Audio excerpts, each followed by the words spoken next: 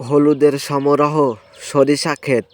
দু চোখ যত দূর যায় তত দূর দেখা যাচ্ছে শুধু হলুদের সমারোহ, হলুদ আর হলুদ। সরিষা ক্ষেতের দৃশ্য খুবই চমৎকার, সুন্দর।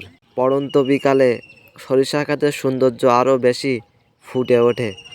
দেখেন শুধু হলুদ আর হলুদ, সরিষা ফুল আর সরিষা ফুল। এখন দেখা যাচ্ছে সরিষা ক্ষেতের মালিক বিষ দিচ্ছে পোকামাকড় দমনের জন্য, যেন ভালো ফসল হয়।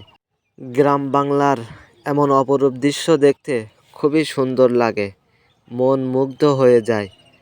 আমরা তো হাজার হাজার টাকা খরচ করে এখানে ওখানে দেশে বিদেশে ঘুরে বেড়াই, কিন্তু এ সরিষা ফুলের সৌন্দর্য খুবই সুন্দর, এর বর্ণনা করে শেষ করা যায় না।